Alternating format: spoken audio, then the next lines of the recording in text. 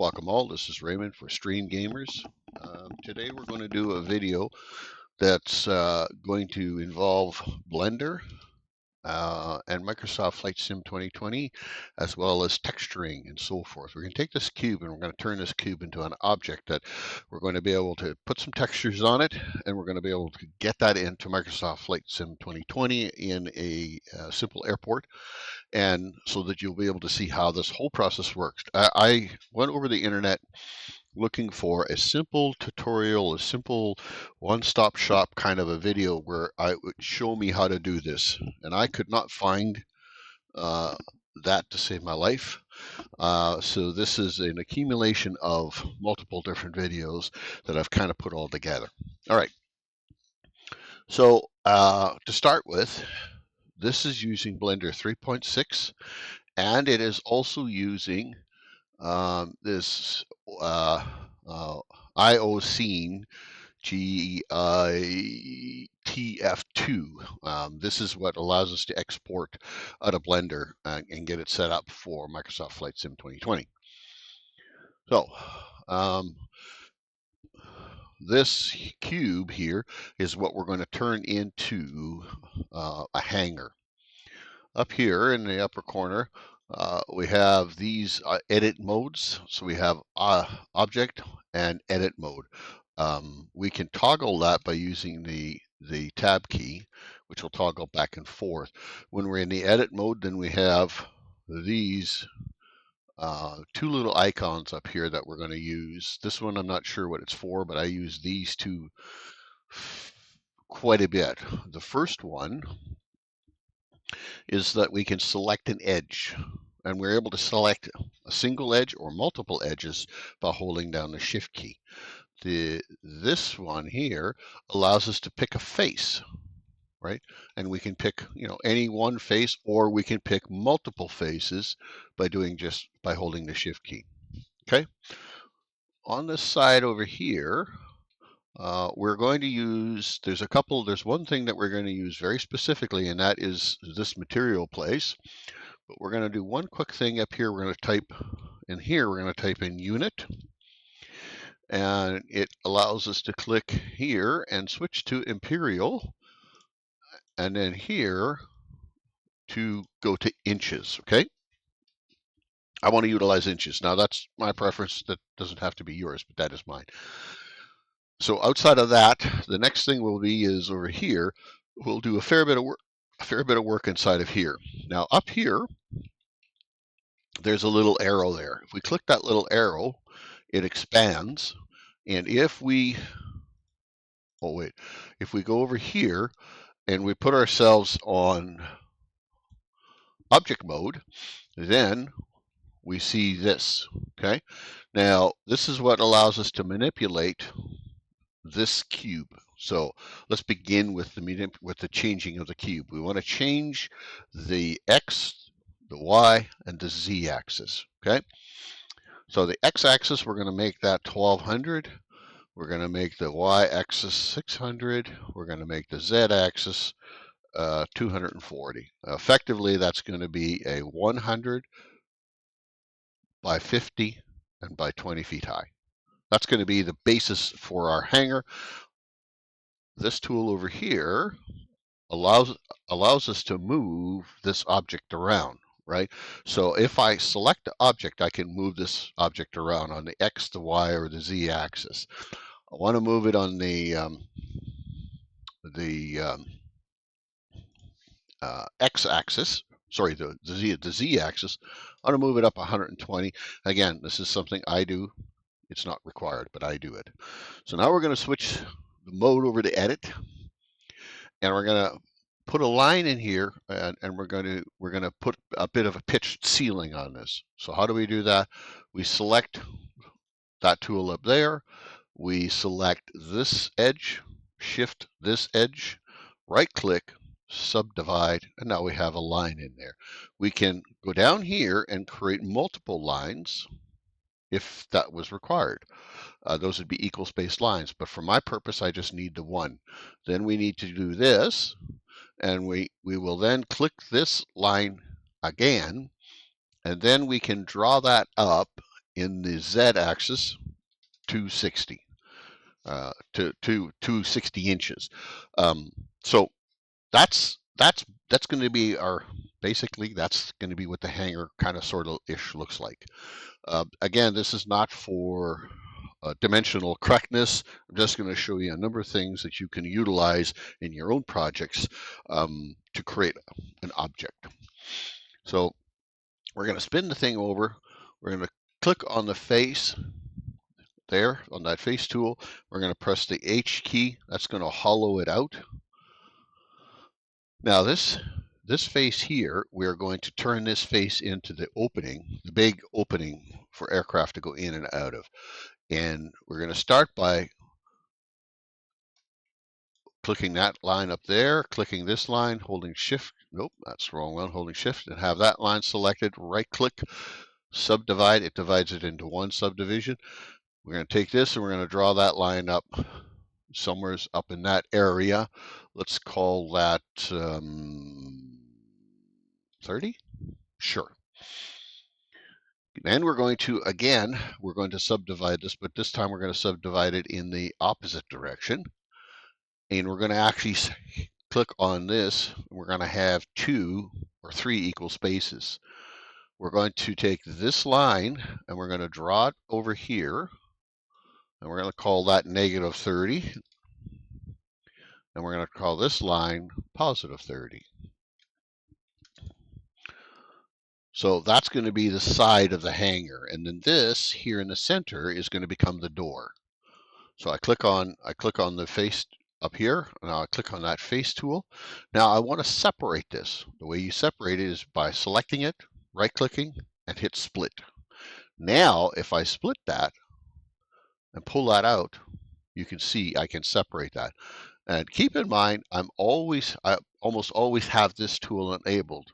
But if you don't have, if you're periodically tabbing or toggling between these two tools, and you want to do that, if you can't do it, that's the reason why. Okay, I know that I want this to be a negative 3975.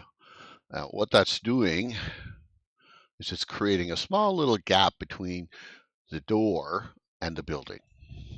Okay, now I'm going to split this again, and I'm going to split it down the middle here again. So I go up here and I click on that.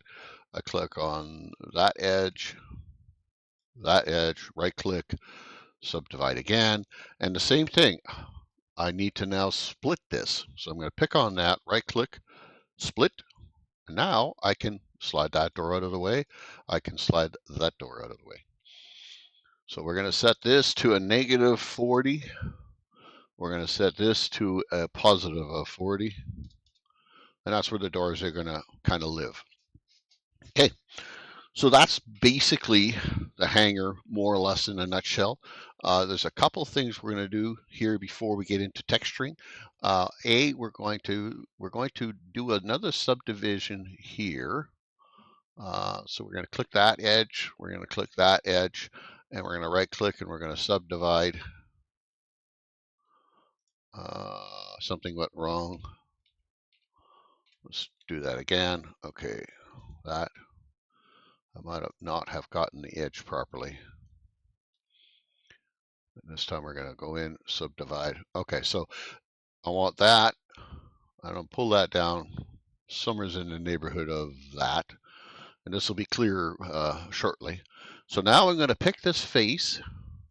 And this time I'm going to hit the E key. And we're going to extrude. And you can see how that pulls that out.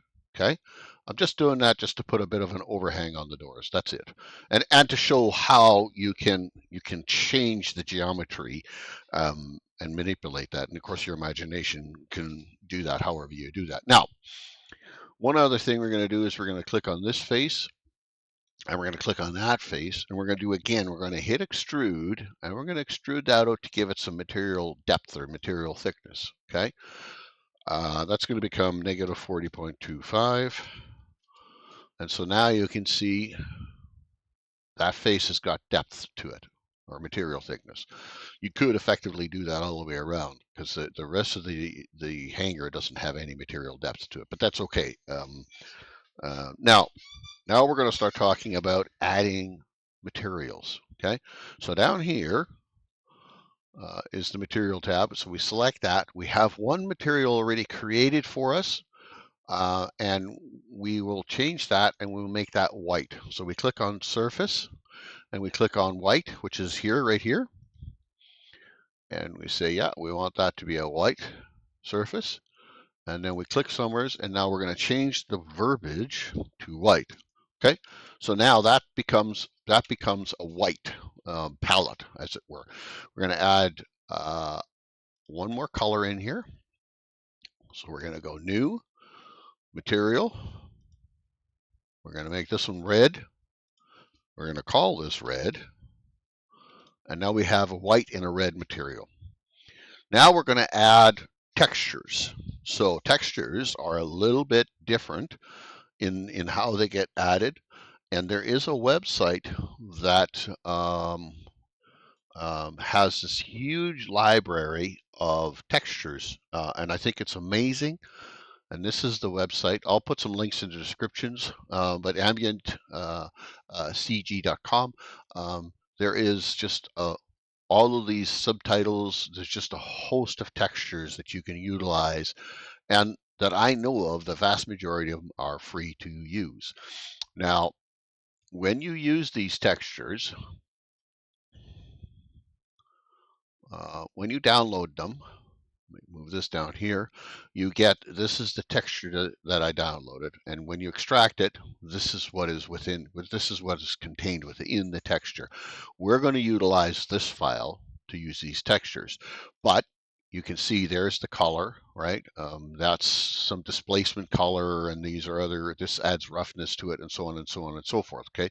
But we're going to use this. That's the file we're going to use, and I'm going to show you how we do all of that. Get that out of the way, put that over there. Okay, so the first thing we got to do is we got to bring the textures in, just like we created these two color palettes. We have to create the texture palettes and put them in here as well. So we do that by clicking the file, import, universal scene description. Now we're going to browse. I'm going to browse my way back to where I have my textures, which are in here. We're going to use this corrugated steel, and we're going to use this plaster, not because for any other reason other than demonstration purposes.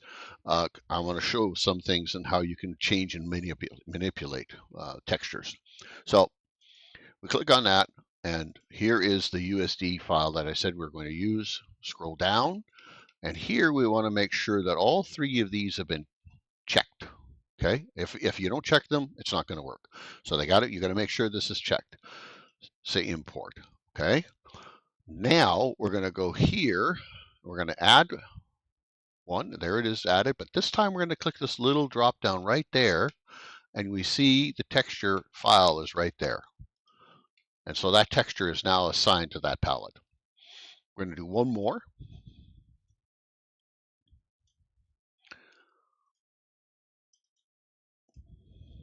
Can I scroll down? Yeah. So we're going to add one. Then we're going to click this, and we're going to put this painted plaster as a part of the texture. Okay, so we've got our three colors, we got our two colors, and we got our two textures that we're going to utilize. Now, up here at the top, right here, it's hard to see it up there, but up there's two different toggles. This is just showing it kind of like a grayscale, and this is kind of showing the color. Okay, so if I wanted the entirety of this to be changed, I could highlight it. I could select red, for example. I could assign it. Huzzah, it is all red. I don't want it to be red. I want it to be white. I want the whole thing to be white. So again, I select white. I hit assign, and it's now white. Okay, so if you do not see your textures or your color changes, it is because you are here. Okay, so just know that. Okay, so first thing we're going to do is we're going to put some corrugated metal on the building, and we're going to put that all the way around the building, all different sizes, or all different sides, that is. So in order for me to do that, I will hold the Shift key down and select all of the faces in which I want to have the corrugated metal look on. Okay.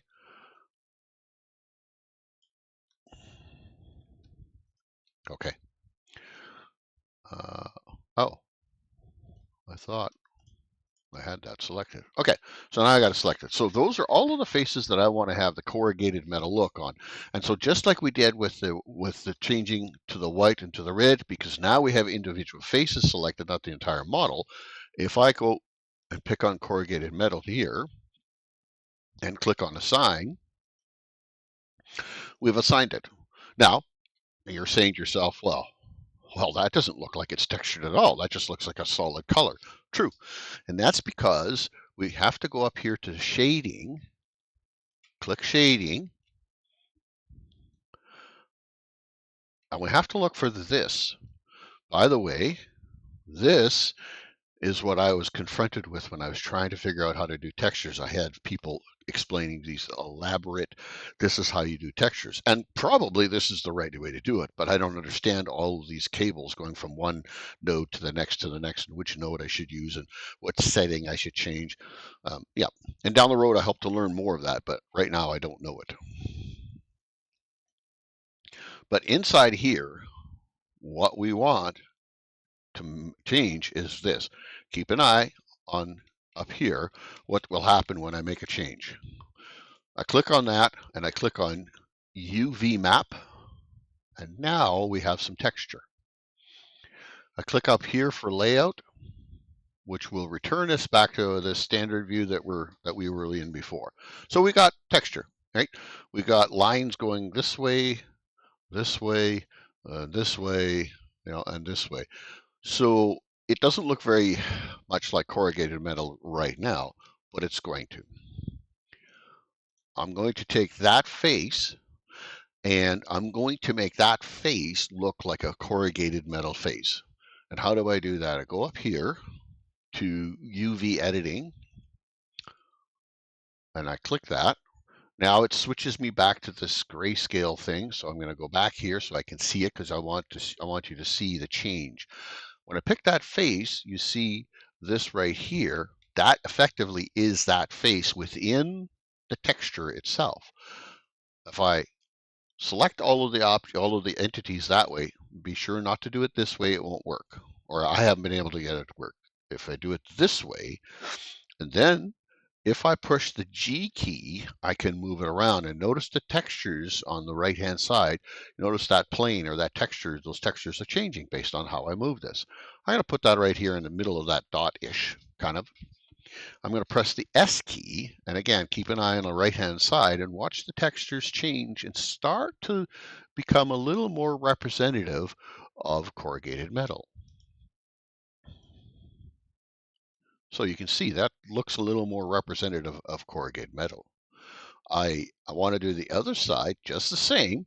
So I'm turning it to this view so I can have this as reference to get this one to kind of scale the same way. And I'm sure there's a scaling option that you can actually be definitive about that. But again, this isn't about dimensionally correct. It's about just getting it done and showing you how to do it. So again, G, put it near the center of that. There it is. Now press the S key and scroll and scroll and scroll. And if we look a little tighter, there, something like that. If we look a little tighter, I can line that up and say, well, let's, well, you know what? It doesn't matter. Let's just call that a day. It isn't right, but you get the point, right? Um, that one doesn't look anywhere near the same. I should actually address that because that looks kind of stupid. There, that's close enough. Okay. So now the other thing is you're saying to yourself, look at this face. So it almost looks like you got some textures running this way and you get these textures kind of running on a bit of a slant like. It's weird. And that's because when you click on the face, you look at this, well, that's not representative of the actual shape itself. The shape is, this shape, and that's just a square. How we fix that is we select the face, we right click on it, we select the face, we press the U key and we hit unwrap. And now notice how it's unwrapped itself and it's changed the look of the face to something that's a little more representative of what it actually truly is. So again, right click on that or highlight all of the surface or all of the entities, pressing the G key. I'm going to kind of move it and get it more into the center, kind of where that other one was, roughly thereabouts. Press the S key and I'm going to scroll it over and we're going to stop there. Okay. So we got corrugated metal on three faces, and you can see how you could actually run corrugated metal all the way around. Now, if you look at the corrugated metal that is on the upper on the outside here, well, that same corrugated metal look is up there as well because there is no material thickness to this. This is just a face. This one here, on the other hand, these ones here have material thickness. So what we're going to do is we're going to apply texture to those faces. Well, first we got to get rid of that. So now we're going to apply to this. Whoops, I got to go back to edit mode. We're going to click this face and this face. This time we're going to use this plaster here, and same as we did before, assign it, and there it is. And we have the exact same problem that we had before, and the solution is simple. We go to shading, and we change this to UV map, and then we go back to layout, and now we have a texture. Not a very flattering texture that I look at it, but that's okay. But notice how this face back here is just a standard color, right? It's not bled through like the textures you see here on this inside wall. It's the same texture on the inside wall as it is on the outside wall. Because we have material thickness, we have the ability to put two different textures onto the same panel. So we're going to select that, and this time we're going to put red over here. We're going to add red, right? And then we hit assign, and now we have red. So that is effectively going to be the hangar that we're going to utilize. Now, I got it. There's way more detail that we can put into this, and you guys can challenge yourselves and do just that. This was just a tutorial to show people how to do it, and I'm going to challenge myself and create much nicer hangars and buildings as well. But all right, now we need to get this exported out of here so that we can get it into the sim. And how do we do that? Well, as I said before, we have this tool here that was added in. How do we add that tool in? If you go to, again, that's the zip file. You want to keep it as a zip file, okay? You go up here to edit, preference, add-on. You would then click install, browse to where I have this zip file. Make sure you keep it as a zip file. It needs to be that when you bring it in here, okay? Projects. So there's the zip file. Then you hit install. I'm not going to do this because I've got it installed already. But when you hit install, you're going to be presented, you should be presented with one line item. And this should be the light item that should be in there. And then you need to put this check mark in. If not, scroll down and look for this import export Microsoft Flight Simulator GIFT extension, and make sure there's a check mark put into there. Once you've done that, you're going to have on this side menu, you're going to have this. And this is what we use to export this out. So click on group by collections, click on that, click on that, click on that. We want to go to settings. We want to type in here texture. We're going to make a subdirectory. When we do this, it's going to make a subdirectory and store all of the textures in that subdirectory. Then we want to say, well, where do we want to store this? Well, I want to store this.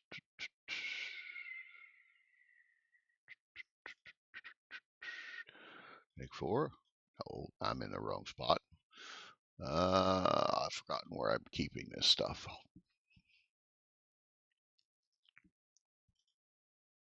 Yeah, there it is. Okay, back to the drawing board. Take 4. So this is where we're going to store it, or this is where we're going to export it. So now when I hit export, it should create the necessary files, which it just did. If I go to that folder where I told it to put it, we have this. Oh, I wanted to name that something. Oh, shoot. I'm going to quickly redo that because I want that to be actually named something. Let's go hangar 100 by 50 tutorial 4. So now I'll re-export that out.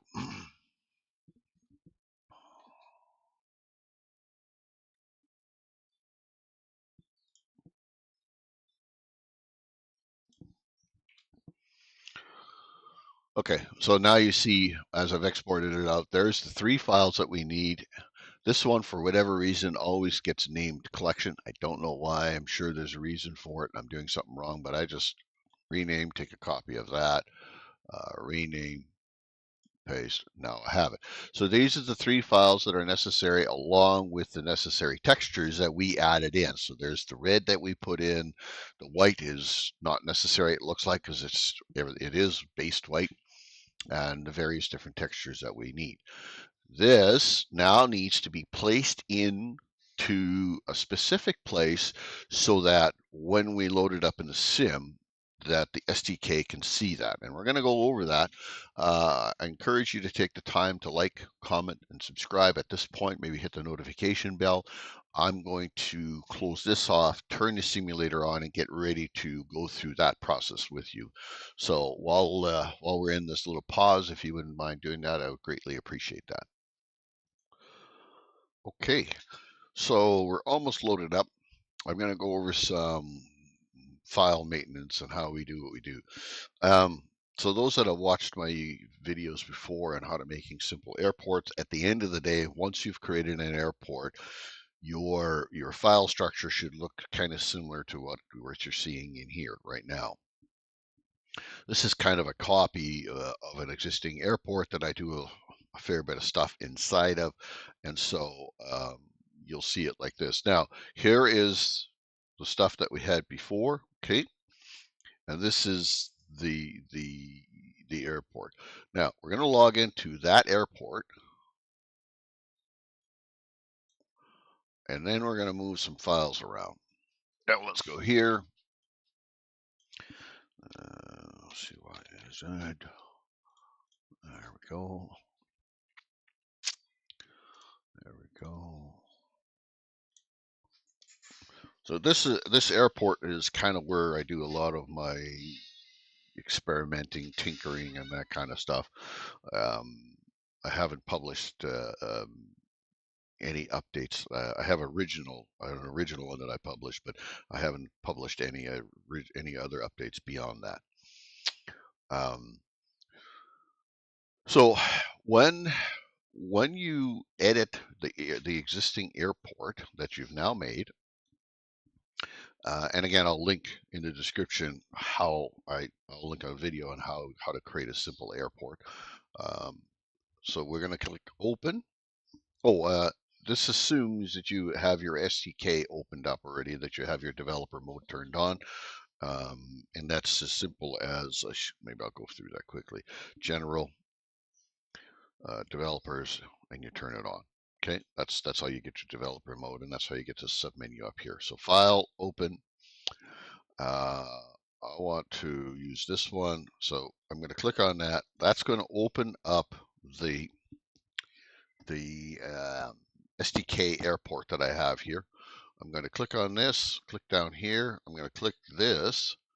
And I'm actually, before I go any further, I'm going to go here and I want to delete this because I want to show you how to add this in. So we're going to remove that. Yes.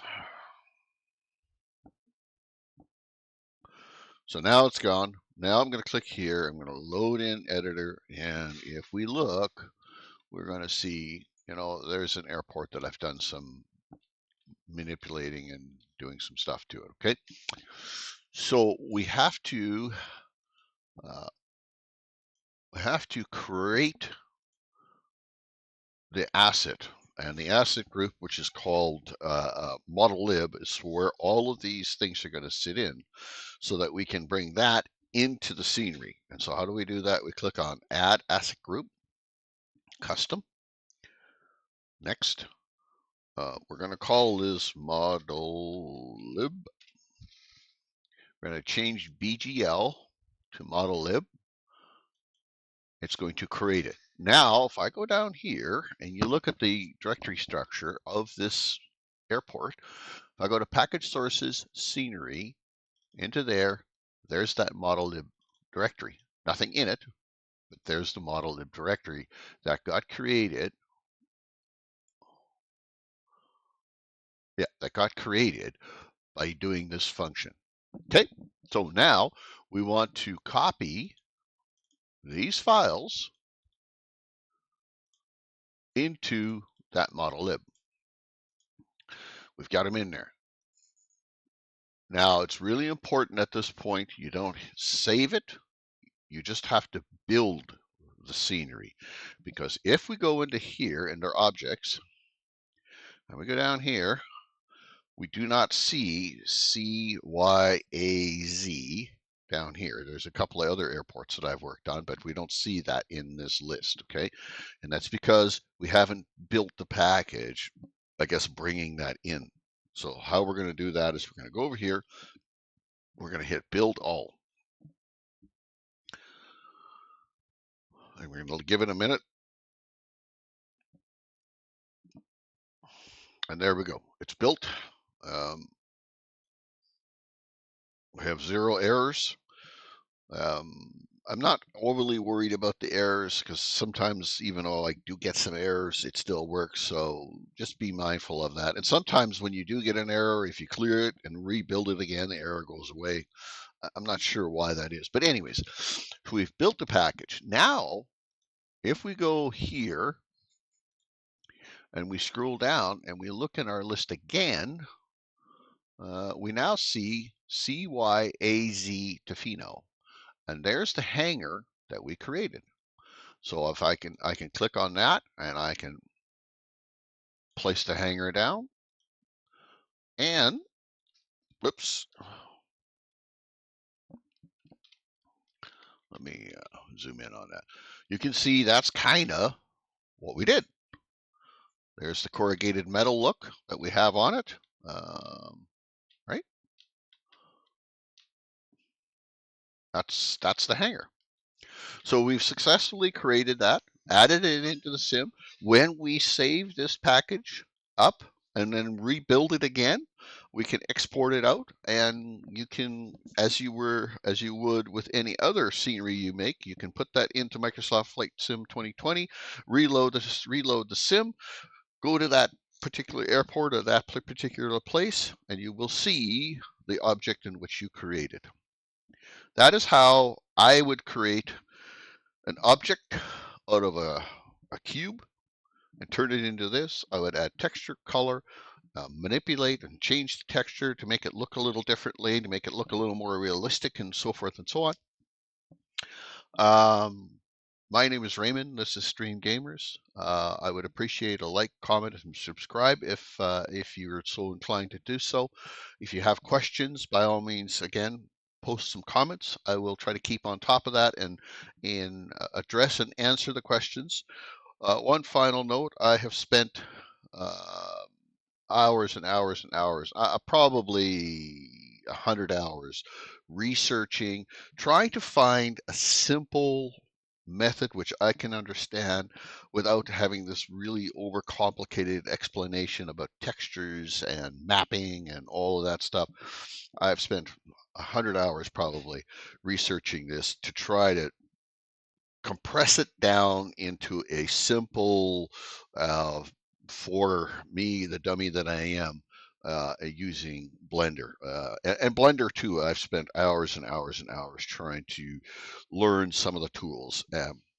So again, this short video should get you from your project that you have already, being able to create an object and texturing that object in a very simple way, and then bringing that object into the sim. My name is Raymond, again, Stream Gamers. I appreciate your time. As always, enjoy, play some games. Games are fun. And I will see you on the next one. Bye-bye.